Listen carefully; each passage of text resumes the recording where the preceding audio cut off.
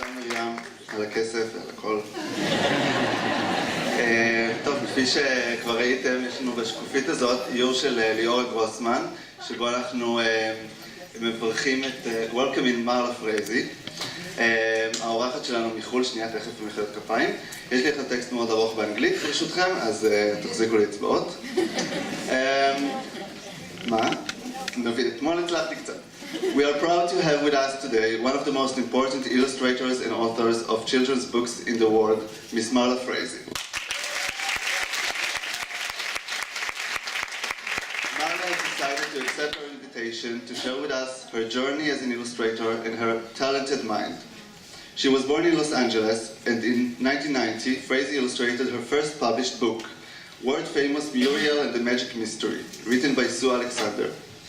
Since then, she illustrated and wrote a lot of great books, some of them published in Israel, and many more have been translated to many languages. She has won 2 Caldecott honors for picture books. זה הישג מאוד מאוד גדול. Her work includes Mrs. Beetlebox, in Hebrew it's called Isidora Ezeyom, Everywhere Babies, the Clementine series, the 7 Little Eaters, and wrote and illustrated The Boss Baby, Roller Coaster, and The Farmer and the Clown. Marla's arrival to Israel made possible thanks to a lot of people.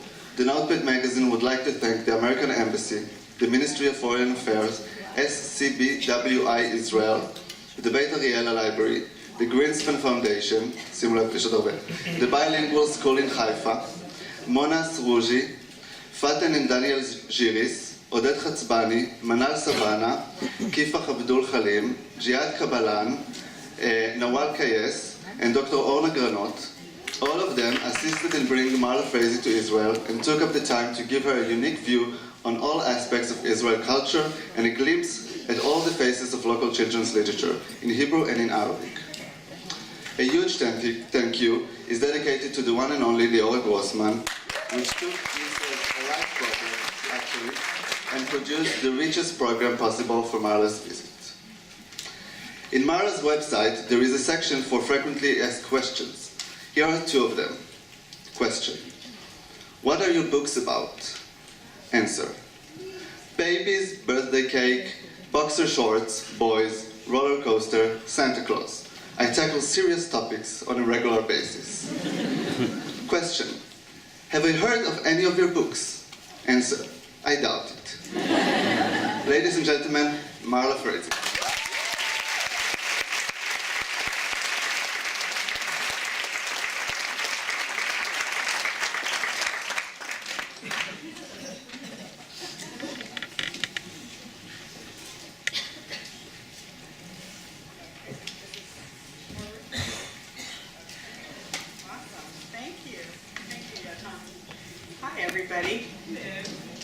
Well, clearly it takes a village to get me here.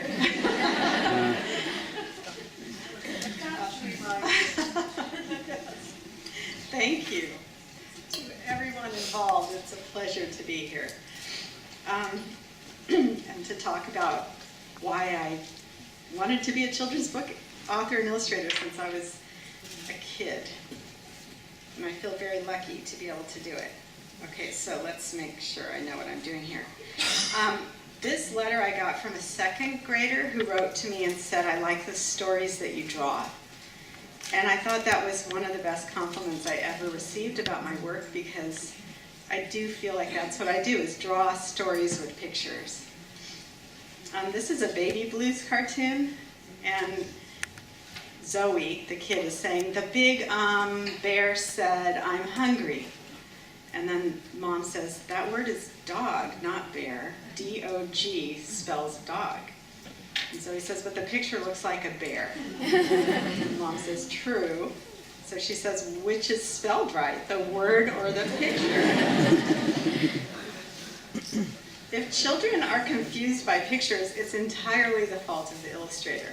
The child doesn't need to be taught how to read the picture better. The illustrator needs to be taught how to make the picture better. So I think one of the wonderful things about illustrating picture books is that children read pictures, and they don't need to be taught that skill. They're in fact way better at it than anybody else who is older than them. If they're like a young child who hasn't learned how to read yet, they're as good as they will ever be at reading pictures, which I'd love to tell them because they don't feel like they're better at many things, but they are definitely better at reading pictures than anybody older than them. They look at pictures for story, for character, for meaning, for setting, for plot. They'll look for any kind of parallel, counterpoint, secondary storyline. They'll find any mistake. In fact, most of my books, at one point or another, some child has come up to me and pointed out something that I've done wrong. And I know they're right. I always know it. They'll say, you know, you made a mistake in whatever the book is. And I'm like, okay, tell me, what is it? One of my favorite books, and probably many of yours too, is Where the Wild Things Are. And one of the things that this book has so many things we could talk about that are so amazing. But for me, one of the most important things about this book is at the end when Max returns home to his very own room and he finds a supper waiting for him and it was still hot after being in trouble, which is what the book is basically about. It was really comforting to me that like his mom gave him cake, and you can see it there on the night table. It's not in the text, it's just in the pictures. And that was the most important part of this book to me as a child. Like, I knew he was no longer, I knew he was no longer in trouble because he got dessert. So it was like this comforting, almost like wash would come over me when I would read this book. It wasn't disturbing because of that cake. And I don't think most adults, when they read that book, even register that Max got cake. So this letter also came to me from Charlie Higgins. It's his very special way of saying thank you. And I taped this letter up behind my drawing table to remind me where the picture book audience that I draw and write for, where they are developmentally. Because I know Charlie he struggles, with the written word, reading and writing, at this point in his life.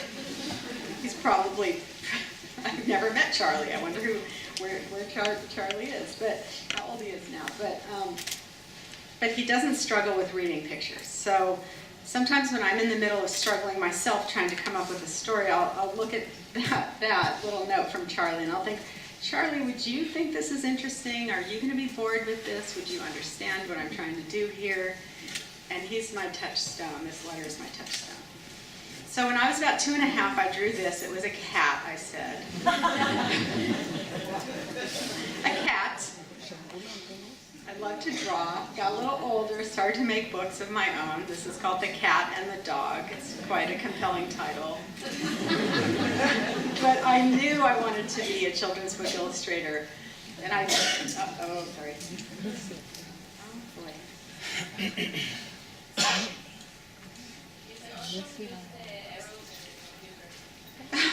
Oh, there we go.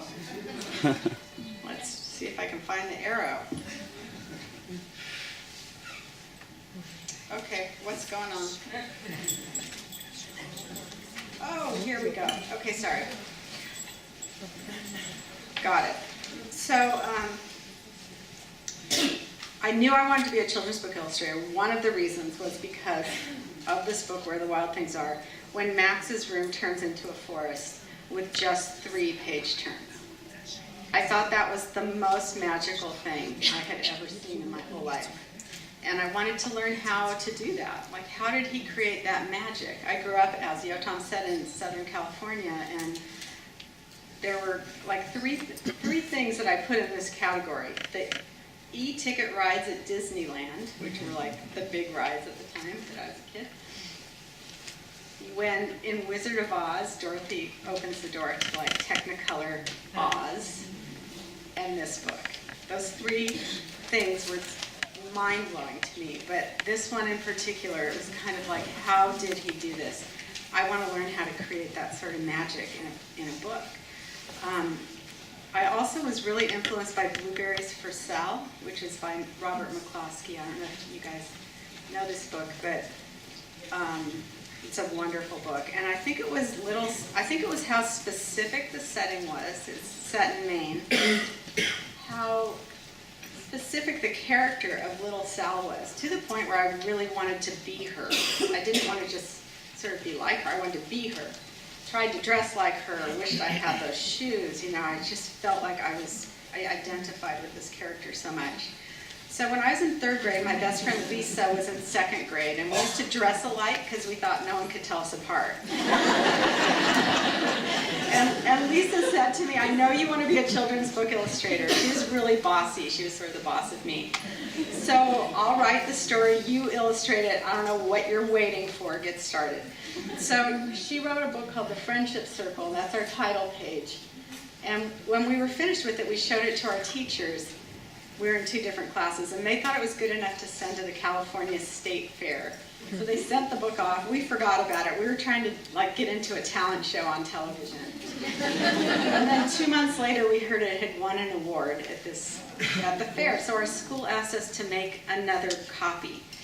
And this was before the days that we didn't Xerox it or copy it, or we didn't have a computer, so we had to just try and remember it. And so we replicated it, and then our school put it in our school library. So when we would go in for library time, I would see our book on the shelf with all the books that I loved so much. And I felt as if I had become a published illustrator at that point. So here's Lisa today. She's a lawyer. That's where she works. This is where I work, which is in the backyard of my house under an avocado tree, and I love my studio so much. It's 12 by 12 by 12. And so this is inside. This picture makes it look way bigger than it is.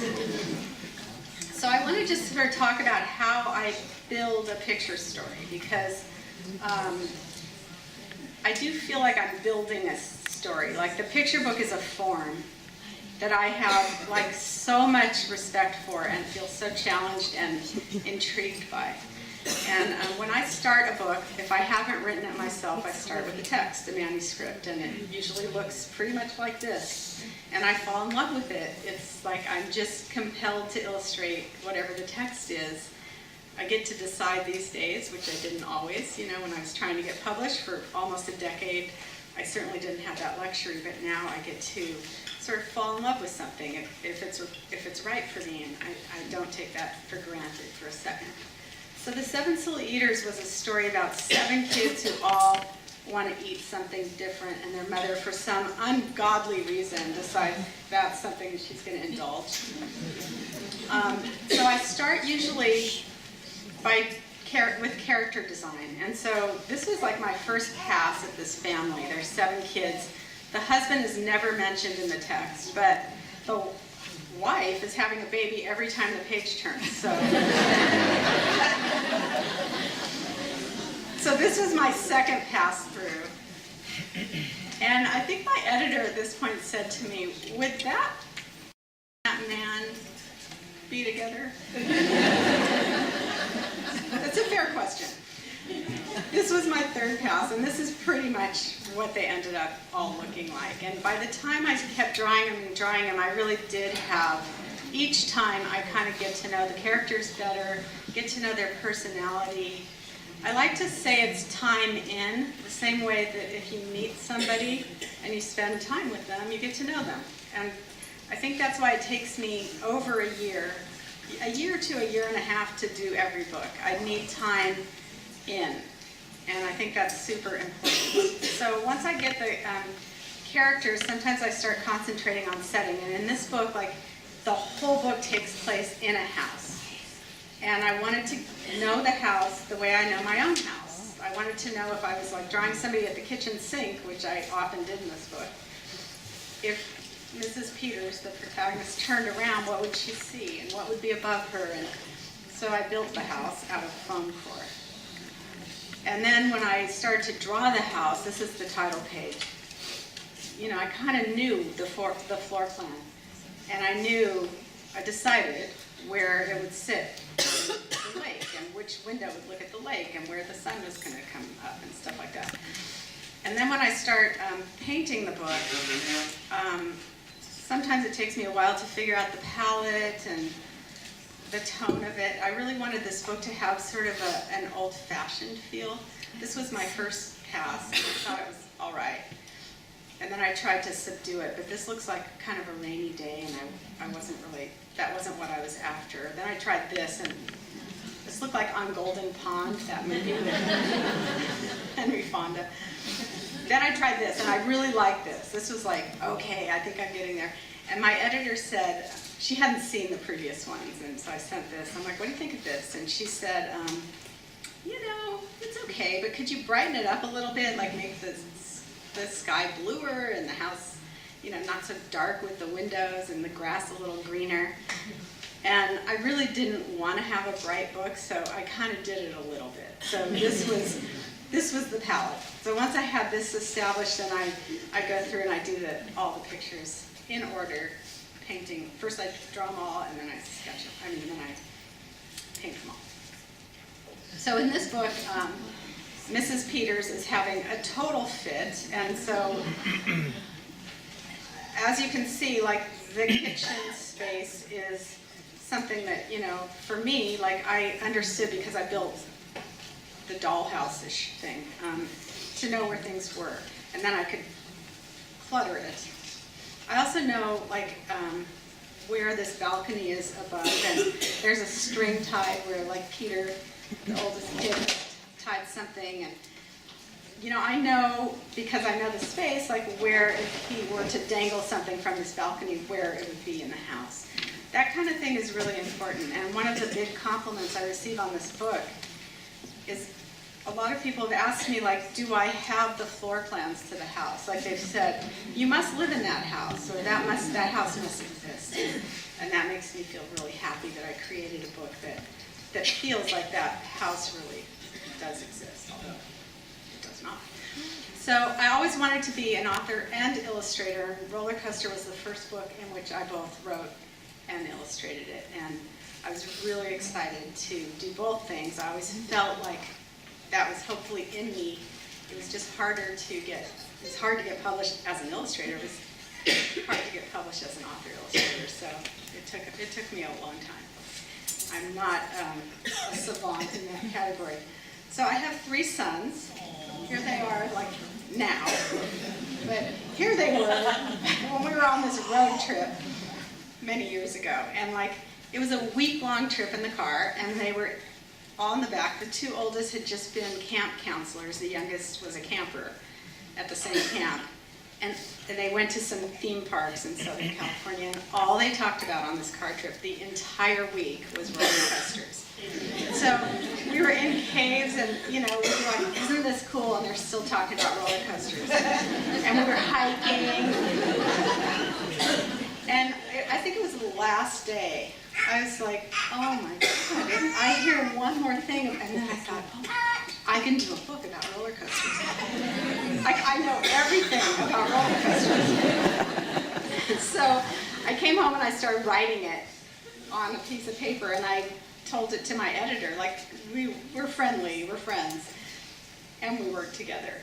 And she said, could you kind of write it in a more serious way? So I started to write it in a more serious way, and it was super boring to me. I thought, like, this isn't the book I want to illustrate. So I decided to take it to thumbnail sketches instead and start with pictures. And because I think visually, and I knew the book I wanted to illustrate was, I knew I wanted to have a lot of action, and I wanted it to feel like a ride. And I knew it was going to start at the beginning of a ride and end at the end, and that there was going to be a little girl who had never ridden a roller coaster before, and I was going to follow her through. But I was writing something so totally different, with dialogue and all these like relationships between people, and I thought like that. So I went to thumbnails, designed it this way, and then I decided to do the character studies that I did with, for instance, like the 7 Silly Eaters, because I knew there would be 12 people riding the car, and I wanted to know who they each were, how they each felt about being on that car, their height, their personality, you know, all kinds of things. So this sort of gave me like kind of a template for who these people would be. And then I started thinking about the roller coaster, and I knew from listening to my sons that if it didn't have a loop that went all the way around, it was like a worthless roller coaster, so I knew it needed to have that. And then I was trying to fit it into the double-page spread of a book. And so this was my first go-around, and my editor's writing is all over it. And, you know, she's like, what happens here, and make this hill steeper, and all kinds of things like that. And so then I took those suggestions, and I did a much more specific drawing. And then I went to a roller coaster designer who teaches at the art school that I taught at, and asked him to kind of look it over and tell me if there's something that didn't work. And he kind of explained a gravity roller coaster to me, and how it needed to, like, every hill had to be like less tall than the one that came right before it. And so there were things that I felt much more confident about. And then I asked him if he could suggest somebody that could help me with the scaffolding, because I knew, you know, my perspective wasn't going to be all that great. And he said, don't worry about that. No one cares about the scaffolding. Just focus on the track. Everybody just looks at the track. And I thought, that's a great thing to have heard. So that's when I painted it, that's what I did. I just sort of indicated the scaffolding and then really put the color where the track is. I set it in Southern California, and I named it the Rocket because at the time I had a dog named Rocket. And then I have those 12 people in the car, and the little girl in the front is the one that has never ridden on a roller coaster before, and she's with her big brother who's taking her on the ride. I have a big brother. He would not have been so patient to take me. He would have been like, why don't you want to go? You're an idiot. And that would have been that. So it was sort of like wish fulfillment. Like, wouldn't it have been nice to have a big brother that would have done that? And I was afraid to go on roller coasters. I was afraid to do pretty much everything new. And I didn't want to go to kindergarten. I didn't. When I finally went to kindergarten, I had to go. I don't look that terrified, but I had a teacher who scared me so much, named Mrs. Mandel. For good reason. Yeah, no, I mean, for good reason. So, when I was talking to a friend like many years ago, I think it was probably 15 years ago, she was complaining about her boss, and I'm a freelance illustrator, I don't really have a boss, so, which is great. So I was listening to her, I'm drawing, and I drew that picture listening to her complain about her boss, and I thought it was funny, and I taped it up in my studio, and it was there for years and years, and I never did anything with it, but I thought, you know, that's sort of funny. I wonder if there's a book there. And then my youngest son got a cat for Christmas, and we never had a cat in our house. We had Rocket, our dog. Rocket was traumatized. The little cat was like pooping on beds and in the fireplace and under the Christmas tree. And so my son James came to me and he said, I know we have to give this thing back. And I'm like, why? He said, well, it's like stressing us all out. And I said, like, this is nothing. You should have seen what it was like when you guys were little babies. We'll be fine. We'll learn how to love this cat. And so it was watching him with his kitten that sort of sparked, finally, that sketch into a story. And I started to work on the Boss Baby. And these were like some of my initial Boss Baby sketches early on. And this is the cover of the Boss Baby. And the title page where the Boss Baby comes home for the first time in a taxi cab with his briefcase, as all babies do. So it starts like this. From the moment the baby arrived, it was obvious that he was the boss. He put Mom and Dad on a round-the-clock schedule with no time off. And then he set up his office right smack dab in the middle of the house. So the Boss Baby was turned into a movie, and there's this weird synchronicity that happened. The movie was optioned in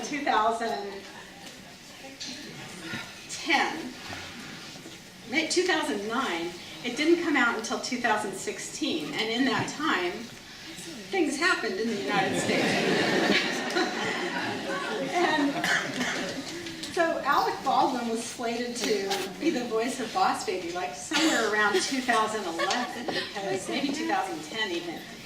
They get the voice pretty quick early on, which was great. But then in 2000, you know, I mean, he started to like impersonate Trump, and then Trump was elected and started to impersonate the Boss Baby. And then we had that incredible experience with the balloon that's now all over, like it was in the UK, and I don't know, it's been all over. And then now the Boss Baby feels like he's impersonating Trump. So there's that. So I did this series of early chapter books called the Clementine series, and they're written by Sarah Pennypacker. And it's different than doing a picture book. Like these books, the child who's reading them is probably an independent reader at this point, but maybe struggling. And so like the pictures have to, you know, help them get to the next chunk of text. That's how I think about them. And so my job as an illustrator in these books was sort of to punctuate the text and like deepen emotion and explain things that maybe weren't visually explained in the text as much as I could. And I really enjoyed this. There are 7 Clementine books altogether. And each of these books have about 80 illustrations inside. And then Sarah wrote a spin-off character of Waylon. And so then in these books, in the Waylon books, they're all in 4th grade. They start in 3rd grade, and then they're all in 4th grade. Clementine is a very funny character. She's really quirky. I love drawing her. I had a really good time. And Clementine, every book, at least once, has to go into Principal Rice's office. And so there's always a scene in each book where she's sitting across the desk from Principal Rice. Principal Rice, as I drew her, was definitely modeled after Mrs. Mandel, my kindergarten teacher. And as I drew her, I started, this is like 50 years later, I started to really I understood Mrs. Mandel. I was like, oh, I get you. I actually really like you. So it only took me 50 years. But it really was important, like, developmentally, for me to get over the trauma of kindergarten. Okay, now I want to see if I can make this video happen. Oh, I can't. Okay, so one of the things I did to keep everything straight in this book was, after the first book, I thought there was going to be 1 book, and then there were 7, and then 3 more, is I filed the illustrations into categories. Like, these are all Clementine, and this is her friend Margaret, and this is school friends, and this is Austin, and, you know, kind of just trying to keep it straight, because if I drew her outfit in 1 book, I didn't want her to have a whole new thing of clothes, or if I was in Margaret, her friend's house, I wanted the couch to be the same couch, or the window to be the same window. So I have these books of trying to keep it straight, which I think is kind of fun and interesting. So this book, I think, was published in Israel, but with a different title. Somebody told it to me last night, and Isidore, what a day. Yeah, see, I didn't know that. That's so fascinating. So I just want to tell a story about this book a little bit. The woman that wrote it, Linda Smith, when she wrote this book, was in the throes of cancer. She had breast cancer, and she was 39 years old. The mother of 8 kids, ranging from 19 down to 5, many of them adopted. She had no health insurance. And she was in the middle of writing this manuscript and was rushed to the hospital at one point, and then finished it while she was in the hospital on her leg, I think, with a ballpoint pen, she told me. And then she went home and typed it up.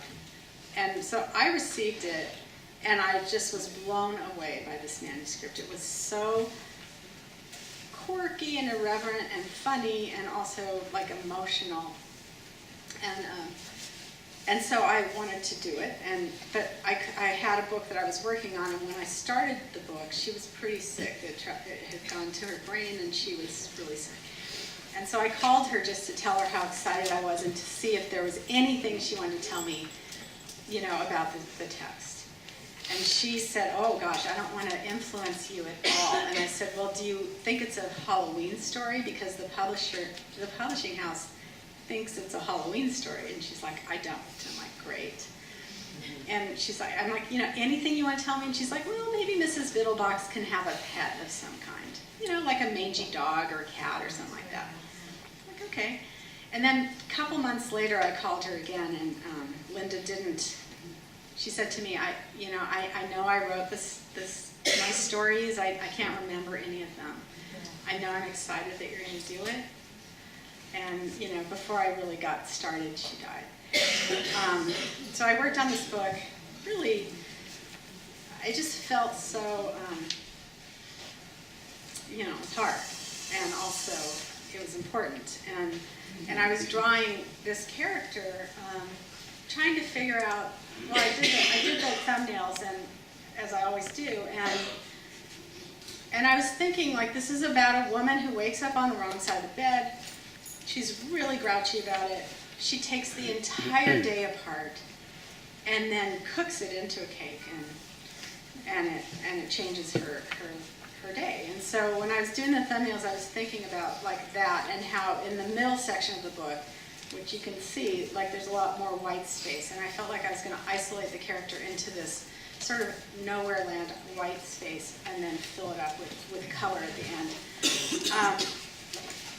So I had this sort of overarching idea about it, and I started to draw like maybe her pet, and I tried the dog and a cat and a raccoon and a deer. I mean, I was trying all, and then I started to draw this goose, and I thought, that's perfect. Like, I think the goose is the right animal for her. And we sent the sketches to her kids, like my agent was her agent, and her husband wrote back and said Linda would have loved this because she had a goose named Gabby who used to follow her around and bite her through her blue jeans and actually draw blood. And I thought, oh my gosh, like, I'm on the right track. Like, this is exactly like the kind of weird kind of thing that happens when you're really into a manuscript and you just sort of are channeling the author, hopefully, what they were intending to do when they wrote. And I felt like this incredible trust that I was on the right path that kind of led me into doing this book. So I want to show you some of the images. It starts with, this is the text. On a naughty little hill in a dreary little funk, Mrs. Biddlebox rolled over on the wrong side of her bunk. The birds gave her a headache. There were creaks in her chair. A breeze blew dank and dreary and mussied up her hair. So she slammed the door on morning and sat thinking what to do. Her tea was dark and bitter. Her crumpets hard to chew. So she decides to cook that rotten morning. And she goes outside with her pot and broom, and she stabs the fog with her broomstick and twirls it like spaghetti. And then she reaches up to hook a ray of sun. And the text says, she yanks it like a ball of yarn until it came undone. And then she rolls the sky like carpeting. The birds flew away.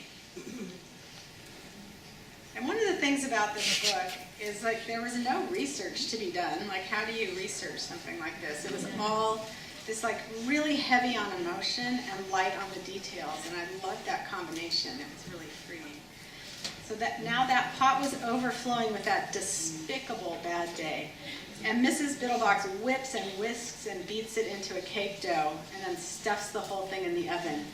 And then there was this point where the text reads, and oh, the day baked merrily, and oh, the spicy heat. Mrs. Biddlebox could not deny it was turning out quite sweet. So I first had her sitting, waiting for the cake to bake by an oven. But it's like this climactic moment in the book. Like, and so sitting and waiting for a cake to bake is pretty much passive, and I needed something to happen. And I was reading a book called Women Who Run with the Wolves at the time, and I was thinking she needs to do a tribal dance. And so that was the image that I used, and it kind of like, it's one of the things about picture books, it's sometimes hard to find that, you know, if you illustrate it literally, like what the text is saying is she's sitting and waiting for the cake to bake. What the picture's showing is she's really actively making that happen. And those differences between the words and the picture story are super important. That's why, for me, I spend so long on a book, because it doesn't come right away. Like, I have to think about it, I have to take walks, I have to drive, I have to get frustrated. I have to see like a complete drawing and realize it's not working. I have to like read the sketches and turn the pages and realize like something's flat. You know, all of that is living with it for a really long time. I'm going to end with showing you a book I did called The Farmer and the Clown, which it turns out to be a wordless book. And I didn't think I was going to do a wordless book, and then I did. And it was because this was the best way to tell this particular story. As I started to get into it, I realized, actually, it's going to be a stronger book if I don't have words with it. So this book came out a few years ago, and now I am working on the second book in this series and the third. So it's going to be a wordless trilogy. And I'm really excited about it. It's a world that I'm really happy to be like back in. And I've never done a trilogy, a picture book trilogy. So there's like this sense that every one of those three books has to work on its own, and it has to work as a three-book narrative arc as well. And that's what I'm in the middle of doing. Anyway, so this is the title page to The Farmer and the Clown. And it's morning. The farmer's off to start his day of farming. And he's in the field, and a circus train goes by, and he turns around to sort of watch it, and something comes off the back, and so he goes to investigate, and it's a baby clown. I don't particularly like clowns. I was really fixated on doing a book about clowns, though, and I didn't know why. And so I kept drawing clowns. I had a clown idea of a clown teaching a yoga class. That it was really funny in one image, but there was no story to it. And then it was only just thinking about the farmer and the clown together that was the two characters together is kind of what, like, rubbing those two sticks together made this story happen in my head. So it was the two of them. Anyway, the clown is like telling the farmer, like, the train, and then I fell, and then just grabs onto the farmer. And the train's gone, you know, as trains will do. They can't turn around, so he takes the farmer by the hand. He takes the clown by the hand, and the sun's going down, and they walk back to the farmhouse. And his animals are kind of like, what's going on? So they're inside, just staring at each other. And then the farmer makes supper, and the clown's not really eating. And then the farmer is like washing up for tonight. And when the clown washes his face, all that makeup comes off, and underneath the smile is a pretty sad little kid. So the farmer's sitting vigil, kind of worried about the little clown. And in the morning, he tries to cheer him up, and I think he wants him to really get a real smile out of him.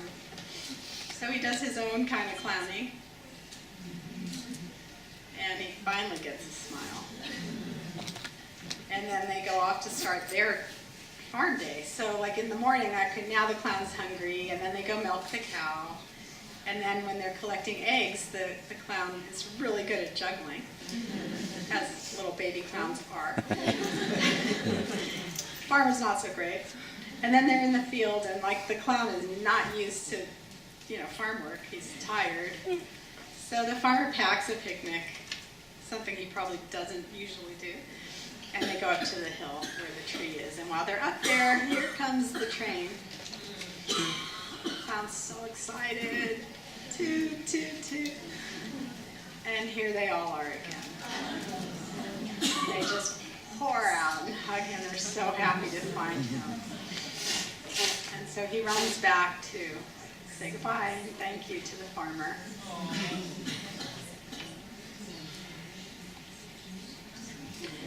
And then the farmer waves him off.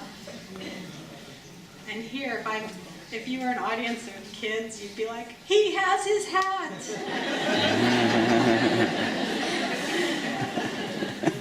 And then the farmer goes back home all by himself.